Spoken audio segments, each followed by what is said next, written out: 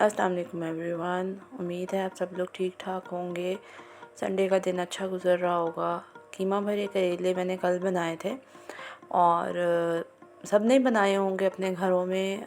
इसकी एक बड़ी कॉमन सी रेसिपी है हमारे घरों में, ट्रेडिशनली तौर पे चलती आ रही, जिसमें धागा भर के कीमा भर के तो धागे से करेलों को लपेट दिया जाता है और फिर उनको डीप फ्राई कर लिया जाता है और फिर उनको मसाले में पका लिया जाता है। तो ये एक बड़ी ही हमारे यहाँ एक गर्मियों की सौगात समझ लें, या एक बड़ी एग्ज़ॉटिक किस्म की डिश जो है वो मानी जाती है कि जब किसी की आपको बहुत खातिर करनी हो या इस तरह से, तो आप उनके लिए कीमा भरे करेले जो हैं वो बनाते हैं। तो लेकिन इसमें एक बात बहुत बड़ी जो है वो ये भी है कि जब आप उसमें से धागा उतारते हैं तो वो एक अलहदा मेस क्रिएट हो जाता है। तो ये एक रेसिपी है जिसमें आपको धागा लपेटने की ज़रूरत नहीं पड़ेगी, बल्कि जिस तरह आप वीडियो में देख रहे होंगे कि मैं करेलों को मैंने थोड़ा थोड़ा छील लिया और उसके बाद मैंने इनको धो लिया और उसके बाद मैं इनकी एक साइड से इनको थोड़ा सा काटती हूँ और फिर मैं इस तरह से कोई बारीक जो चाय वाला चम्मच है जिसकी डंडी थोड़ी बारीक हो, उसकी मदद से मैं इसके जो बीज हैं उनको हल्के हाथों से दबा दबा के इसमें से निकाल रही हूँ। और मैंने इसी तरीके से सारे करेले जो हैं वो खाली कर लिए हैं और सारे बीज मैंने इसी तरीके से इनके निकाले हैं। अगर आप इनको देखें तो ये एक बड़ी इजी तरीका है, आप आराम से बैठ जाएं और करेलों को थोड़ा थोड़ा छील के और उसके बाद इस तरीके से इनको खाली करते जाएं। तो और उसके बाद आपने कीमे की फिलिंग बना के या कोई भी फिलिंग बना के, कई लोग इसमें दाल या बेसन का मिक्सचर जो है वो भी डालते हैं, तो जो भी फिलिंग आपका जहन में हो वो आप बना के इसमें भर दें। और उसके बाद यही जो इसकी करेले की जो आपने ऊपर से इसकी कटिंग उतारी है, इसी कटिंग से इसको टूथपिक की मदद से दोबारा बंद कर दें और फिर इसको फ्राई कर लें। तो करेले जो हैं वो अंदर से सॉफ्ट भी बहुत ज़्यादा रहते हैं। आप बिलीव करें, आप बना के देखेंगे तो आपको अंदाज़ा होगा कि वो जो धागे वाले करेले होते हैं उनके मुकाबले में इन करेलों का टेस्ट बहुत फ़र्क होता है। वजह ये कि ये करेले अंदर से बहुत सॉफ्ट रहते हैं और गल भी अच्छे से जाते हैं और इसमें जो कीमा या जो भी फिलिंग आप करते हैं उसका फ्लेवर भी अंदर तक अच्छे से भर जाता है। तो जो ऑयल है उसमें इसका फ्लेवर जो है जो फिलिंग है उसका नहीं आता। अच्छा, मुझे याद है जब हम कभी घर में दावत करते थे और हमारे उसमें एक डिश कीमे वाले करेलों की होती थी, तो मेरी अम्मा ने एक अलग से प्लेट रखी होती थी डाइनिंग टेबल पर, जिसमें सारे मेहमानों ने वो धागे उतार उतार के रखने होते थे जो इसके साथ लगते थे। इतना ज़्यादा, और पूरी पूरी रील जो धागे की होती थी वो ख़त्म हो जाती थी। फिर मतलब ये एक अलहदा से एक मैस था। तो बहरहाल इस तरीके से आपको वो सब नहीं करना पड़ेगा और बिलीव मी के जो करेले हैं उनका टेस्ट भी बहुत अच्छा रहता है और उसमें जो फिलिंग है उसका भी टेस्ट बहुत अच्छा इस सब में आता है। तो अब ये जो उनके सारे करेले खुश्क खाली हो गए हैं, तो मैंने इनको नमक लगा के थोड़ी देर के लिए इनको रख दिया और थोड़ी देर में इनका पानी निकल जाएगा तो मैं इनको धो लूँगी। धो के फिर मैं इनको थोड़ी देर के लिए टोकरी में रख दूँगी। चाहें तो थोड़ी देर धूप में रख दें, उससे ये होगा कि ज़रा जल्दी खुश्क हो जाएंगे, या आप इनको वैसे भी कुछ देर के लिए रख देंगे तो ये खुश्क हो जाएंगे। यहाँ पे मैं इसकी फिलिंग जो है वो रेडी करने लगी थी और फिलिंग के लिए मैंने इसमें ऑयल लिया है। ऑयल में मैंने थोड़ा सा ज़ीरा डाला है, उसमें मैंने एक कुकिंग पेस्ट का जो पैकेट है वो डाल दिया और ये जो कुकिंग पेस्ट है इसको मैं अब ये थोड़ी देर डिफ्रॉस्ट होगी तो फिर इसमें नमक, मिर्च, हल्दी, साबुत सूखा धनिया, पिसा हुआ सूखा धनिया और गरम मसाला पिसा हुआ जो है वो डाल के तो मसाला मैं भून लूँगी। और उसके बाद मैंने इसमें चिकन का कीमा डाला था। आप चाहे तो बीफ का या मटन का कीमा भी शामिल कर सकते हैं। बड़ी ईद आने वाली है, बड़ी ईद में वैसे भी ये एक स्पेशल डिश के तौर पे बनते हैं, तो आप ये इस तरीके से ट्राई करिएगा। मुझे उम्मीद है आप लोगों को पसंद आएंगे। तो ट्रेडिशनली तौर पर तो वही धागे वाले करेले ही खाए जाते हैं, जिसको सुन के हम जब छोटे बच्चे थे तो हम तो कानों को हाथ लगाते थे कि वो धागा कौन उतारेगा उसके ऊपर से।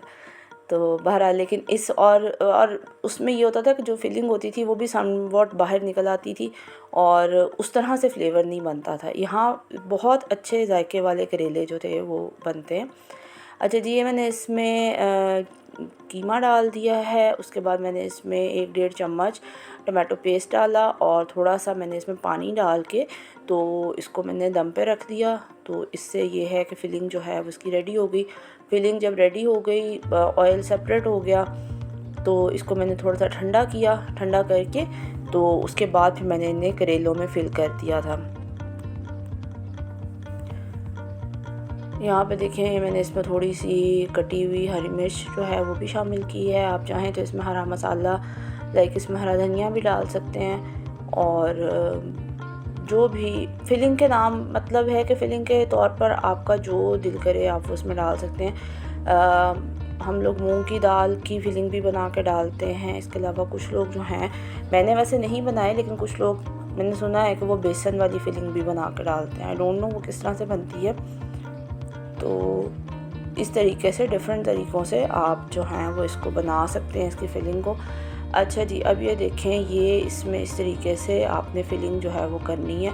करेले मैंने नमक लगा के धो लिए थे, धो के उनको खुश्क कर लिया था। खुश्क करके अब मैं उनमें फ़िलिंग कर रही हूँ और उसके ऊपर एक जो उसका कटा हुआ पीस है वो रख के इसको टूथपिक की मदद से बंद कर देते हैं। ठीक है, आप इसको उल्टा करके बंद करेंगे तो टूथपिक आसानी से लग जाएंगे, और चाहें तो फ्राई करने के बाद आप ये टूथपिक निकाल भी दें तो भी कोई फ़र्क नहीं पड़ता इसमें।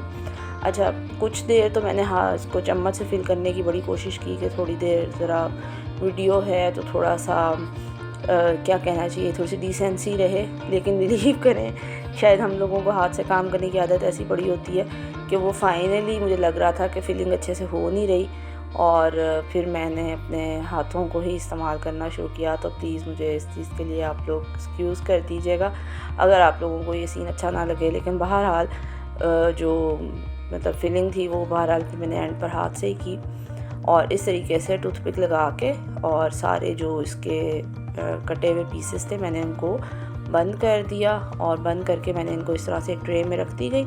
और उसके बाद मैंने फ्राई पैन में या कढ़ाई में आपने थोड़ा सा ऑयल गरम करना, उतना ही ऑयल जितने में आपने सालन बनाना है। ठीक है, लाइक मैंने 2 टेबलस्पून, 2 जो बड़े वाले खाने वाले चम्मच होते हैं ना, जिसे हम डोंगे के चम्मच कहते हैं, 2 वो चम्मच लिए थे। और उसमें मैंने करेले जो थे वो हल्की आंच पर फ्राई किए थे। इतने फ्राई किए थे कि वो हर साइड से कम्प्लीटली ब्राउन हो जाए। और उसके बाद फिर मैंने उसी ऑयल में प्याज थोड़ा सा सौते करके, और उसमें मैंने थोड़ा सा टमाटो पेस्ट और जो बचा हुआ ये कीमे का मसाला था, ये भी बच गया था, तकरीबन आधा बच गया था, तो ये बचा हुआ कीमे का मसाला, और उसमें मैंने थोड़ा सा दही डाल के और उसमें फिर मैंने करेले जो थे वो दम के लिए छोड़ दिए थे। तो बस ये एंड पर ये चीज़ हुई थी। अच्छा, एंड वाला क्लिप जो है वो आई एम वेरी सॉरी वो रिकॉर्ड नहीं हो सका। वजह ये कि यहाँ तक हुआ था और उसके बाद लाइट चली गई थी, और लाइट जाने के बाद फिर मुझे नहीं पता था कि कब आएगी, तो फिर इसलिए वो वाला जो एंड वाला स्टेप है वो मिस हो गया। मैं आपको फाइनल पिक्चर दिखाऊंगी इसकी, लेकिन जो एंड पर मैंने इसको दम पे लगाया है वो वाला क्लिप इसमें मिसिंग है। अच्छा जी, इतना कीमा बच गया था और इस कीमे में मैंने थोड़ा सा प्याज और थोड़े से टमाटो पेस्ट और थोड़े से पानी के साथ इसको पका के, और इसमें मैंने जो भुने हुए फ्राई किए हुए भरे हुए करेले जो थे वो दम पे छोड़ दिए थे डाल के, तकरीबन 5 से 10 मिनट के लिए, और उसके बाद फिर इसको डिश आउट कर लिया था। तो ये इस तरह से करेले जो हैं वो रेडी होते हैं फिलिंग करके। और इसके बाद अब मैं कढ़ाई में थोड़ा सा तेल जो है वो गरम करूँगी, तकरीबन 2 खाने के चम्मच जितना, 2 डोंगे के चम्मच जितना ऑयल जो था वो मैंने लिया था। और इसमें मैंने इस तरह से 4-4, 5-5 करके मैंने इसमें फ्राई करने के लिए रख दिए थे, और इनको मैंने तकरीबन मीडियम आंच आप समझ लें उसके ऊपर मैंने इनको फ्राई किया था। मीडियम आंच पर फ्राई करने से ये होता है कि करेले अंदर तक गल जाते हैं अच्छे से, और उसके बाद मज़ीद आप इसको जब 5-10 मिनट का दम देंगे तो उसमें भी ये जो हैं ये बहुत अच्छे से अंदर तक सॉफ़्ट हो जाएंगे, और जो मसाला है वो बहुत अच्छे से करेलों के अंदर तक रच जाएगा। बस अब आपने इनको दोनों तरफ से उलट पुलट करके और इनको हल्के हाथों से उलट पुलट करना है। और एक चीज़ का बहुत ज़्यादा ध्यान जो आपने यहाँ पे रखना है वो ये है कि जब आप इनको फ्राई कर रहे होंगे तो आपने कढ़ाई में एक ही टाइम पे बहुत ज़्यादा करेले नहीं डाल देने, आपने उतने ही डालने हैं जितने कि आराम से इजीली उलट पुलट हो सकें। क्योंकि बाज़ दफ़ा ऐसे होता है कि जब आप इनको फ्राई करते हैं, अगर जगह कम हो तो वो फिर किसी एक आध करेले का ये जो ऊपर से हमने ढक्कन लगाया, अगर ये खुल जाए तो फिर इसमें से फिलिंग जो है वो बाहर आ जाती है और वो सारे ही जो ऑयल है और उसमें एक अजीब सी बुरी सी स्मेल जो है वो क्रिएट हो जाएगी। इस तरह से आपने करेलों को हल्की आंच पर फ्राई करके और उसके बाद आपने इनका प्याज का, टमाटर का और जो बचा हुआ कीमा है उसका मसाला बना के इनको उसमें रख देना है दम पे 5-7 मिनट के लिए इसी ऑयल में, और उसके बाद आपने इसको डिश आउट कर लेना है।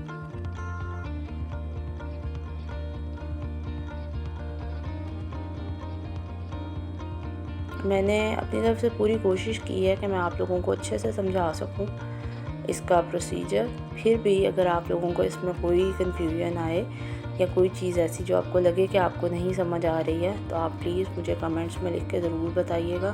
मैं पूरी कोशिश करती हूँ कि मैं आप लोगों को रिप्लाई करूँ, और मज़ीद हो सके तो मेरे चैनल को लाइक कर लें, सब्सक्राइब भी कर लें और शेयर भी कीजिएगा।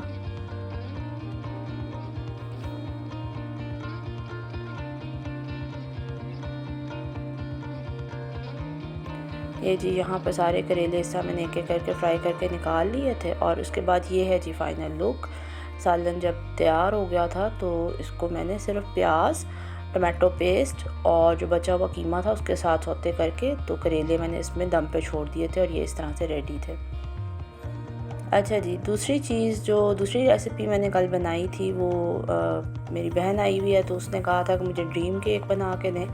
तो ड्रीम केक मैं बनाने लगी तो फिर मुझे ख़्याल आया कि वो कुछ मिक्सचर बच जाता है इसमें, तो उसके फिर कुछ 6-7 छोटे छोटे कप केक्स जो थे वो भी रेडी हो गए। तो ये देखें, ये 2 अंडे लिए हैं मैंने, इसमें मैंने 1/4 टीस्पून बल्कि 1/8 टीस्पून इसमें मैंने क्रीम ऑफ टार्टर का पाउडर डाला है, और साथ में मैंने इसमें आधा टीस्पून जितना चॉकलेट एसेंस डाला है, और इनको मैं अच्छे से बीट करूँगी। एग्स थोड़े से फ्लफ़ी हो जाएंगे तो इसमें हम आधा कप पिसी हुई चीनी थोड़ी थोड़ी करके शामिल करेंगे। आइडियली तौर पे होता है कि आप 1-1 चम्मच करके चीनी इसमें ऐड करें जब आप केक का मिक्सचर जो है उसको बीट कर रहे हैं। लेकिन अगर आपके पास, जैसे मेरे पास ऐसा कोई हेल्प नहीं है, एक हाथ से आपने बीटर पकड़ा होगा तो दूसरे हाथ से आप 1-1 चम्मच करके इसमें शामिल नहीं कर पा रहे होते सही से, तो फिर आप इसको रफली 3 से 4 दफ़ा ऐड अप कर दें तो उससे भी ठीक जो है इसकी एडिशन होती है। बेसिकली जो चीज़ इम्पॉर्टेंट है वो ये है कि चीनी अच्छे से अंडों के साथ मिक्स होके एक अच्छा सा क्रीमी सा टेक्सचर जो है वो बन जाए। अब आपने 1/4 कप इसमें कुकिंग ऑयल डाल देना, ठीक है। कुकिंग ऑयल डाल दें, या आप इसमें बनास्पति घी या देसी घी या बटर अगर ले रहे हैं तो वो भी डाल सकते हैं, लेकिन कुकिंग ऑयल जो है वो स्पॉन्ज में ज़्यादा बेहतर रहता है अगर आपने ख़ास तौर से इसको फ्रिज में भी रखना है तो बस ये डाल के तो फिर इसके बाद इसमें मैंने सारे ड्राई इंग्रेडिएंट्स जो थे वो भी मैंने बस रफली ही ऐड अप कर दिए थे। तकरीबन 2 टेबलस्पून के बराबर मैंने इसमें कोको पाउडर डाला था, हाफ़ कप मैंने इसमें मैदा डाला था, और हाफ़ टी-स्पून मैंने इसमें बेकिंग पाउडर जो था वो शामिल किया था, और साथ में मैंने 1 चुटकी इसमें नमक शामिल किया था। ठीक है, ये बेकिंग पाउडर चला गया, कोको पाउडर पहले चला गया था, थोड़ा सा नमक चला गया, आधा कप इसमें मैंने मैदा डाल दिया। अब ये इतना मिक्सचर जो था, इससे मैंने एक शीट जो थी वो केक की बना ली थी जो मैंने ड्रीम केक के लिए बनाना था, और जो बाकी बचे थे उससे मैंने 6 छोटे छोटे साइज़ के, आप समझ लें थोड़े छोटे साइज़ थे, लेकिन 6 कप केक्स जो थे वो इसमें से रेडी हो गए थे। ये इतना मिक्सचर बन गया था।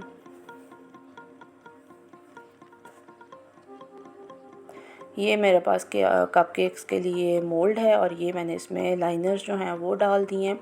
लाइनर्स लगा के कपकेक की शेप जो है वो बहुत अच्छी बनती है, इसलिए मैं हमेशा कपकेक्स जब भी बनाऊँ, मैंने कभी भी डायरेक्टली इसमें मोल्ड में ऑयल लगा के नहीं बनाया, मैं हमेशा इसको लाइनर लगा के बनाती हूँ। लाइनर आराम से मिल भी जाते हैं मार्केट से, और ये मैंने यहाँ पर ड्रीम केक के लिए सांचा है मेरे पास ये वाला। बेसिकली इसमें बर्फ़ी आई थी एक टाइम पर तो ये मैंने रख लिया था। आपके पास भी घर में कोई इस किस्म का सांचा हो तो इसमें आप इजीली ड्रीम केक जो है वो बना सकते हैं। तो बस ये यहाँ पर मैं थोड़ा थोड़ा इसमें मिक्सचर जो है वो डाल रही हूँ। अब देखें, जो आपके पास केक आप कोई भी जब भी बना रहे हैं तो जो भी आप सांचा इस्तेमाल कर रहे हैं, आपने उसमें जो बैटर है उसकी फिलिंग इतनी करनी है कि वो उसके हाफ़ तक रहे। 3/4 तक भी नहीं करनी चाहिए, क्योंकि ऐसे में जब केक फूलता है तो वो फिर ऊंचा नीचा हो जाता है। तो इसलिए जब भी आप बैटर लें, जो भी आप सांचा ले रहे हैं, आप हाफ़ फिलिंग करेंगे उसकी बैटर की, और तो आपका जो केक है वो बड़े अच्छे से इवनली फ्लफ़ होगा। अच्छा जी, जो बाकी मिक्सचर बचा था उसको मैंने इधर इस सांचे में फैला दिया। मुझे असल में ड्रीम केक के लिए बस एक बारीक सी शीट चाहिए थी केक की, तो वो मैंने इससे बना ली थी इस तरह से।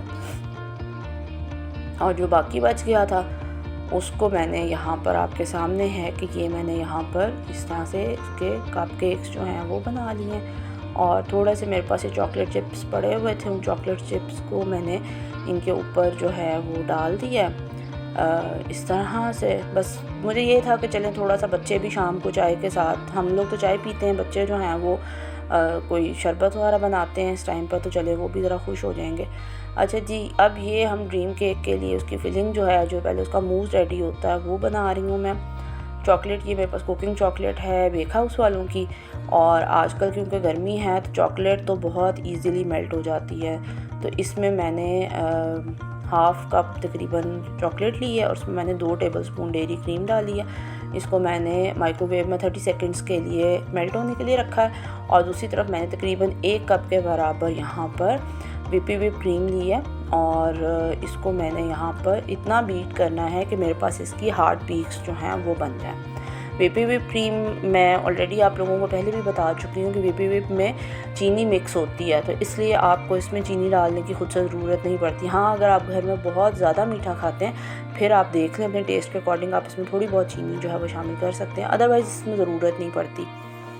तो लेकिन अगर आप कोई और क्रीम ले रहे हैं तो फिर आप उसे पहले टेस्ट करके देख लें और अकॉर्डिंगली उसमें चीनी जो है वो शामिल कर लें। बहरहाल यहाँ पर ये जो क्रीम थी ये अच्छे से व्हिप हो रही थी, तो मैंने साथ में 1 चम्मच के बराबर जेलेटिन जो थी वो 2 से 3 चम्मच पानी में डिज़ोल्व होने के लिए रख दी थी, वो भी डिज़ोल्व हो गई थी।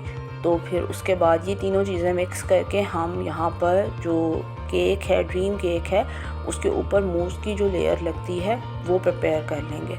मूस बेसिकली 3 चीज़ों से बन रहा है हमारा, व्हिप क्रीम का 1 कप और तकरीबन हाफ़ कप मेल्टेड चॉकलेट और तकरीबन 1 टेबलस्पून के बराबर जेलेटिन, जो कि हमने 2 से 3 खाने के चम्मच पानी में मिक्स की हुई है। तीनों चीज़ों को हमने यहाँ पे मिक्स कर दिया है और ये हमारे पास मूस की लेयर जो है वो रेडी है। अब यहाँ पर हमने केक को केक टिन से बाहर निकाला है और उसके ऊपर हमने थोड़ा सा दूध जो था वो सोक किया हुआ वो डाला, उसके ऊपर हमने मूस की लेयर डाली और उसके ऊपर जो बाकी चॉकलेट थी बच गई थी उसको मेल्ट करके मैंने इसके ऊपर फैला दिया। और अगेन मैंने आपको बताया था बीच में लाइट चली गई थी तो बहुत सा काम जो था उसकी वीडियो रिकॉर्ड नहीं हो पाई। तो बहरहाल ये जो फिर ट्रेडिशनली तौर पर आप उस पर जो कोको पाउडर है वो स्प्रिंकल करते हैं, तो लेकिन मैंने बहुत ज़्यादा कोको पाउडर यहाँ पे डस्ट नहीं किया। वजह ये है कि लास्ट टाइम मैंने कोको पाउडर डस्ट किया था प्रॉपरली जैसे करते हैं, तो उसकी वजह से बच्चे बाद में कह रहे थे कि हमें केक में कड़वाहट महसूस हो रही थी, क्योंकि मेरे पास जो कोको पाउडर है वो डार्क वाला है, तो इसलिए फिर मैंने यहाँ पर थोड़ा कम ही अमाउंट में कोको पाउडर डाला था। और आप यहाँ पे चाहें तो ड्रिंकिंग चॉकलेट जो है कैडबरी वगैरह की मिलती है, अगर आप मुनासिब समझें तो वो भी डाल सकते हैं।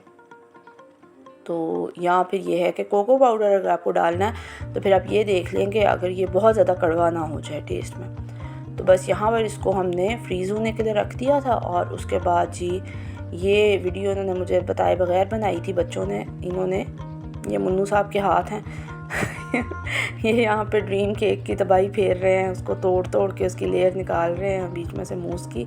और बस इन्होंने वीडियोस देखी हुई थी तो बस ये इस चीज़ में खुश थे कि हम भी ये करके देखेंगे। ये है जी हमारे केक की final look. Thank you so much.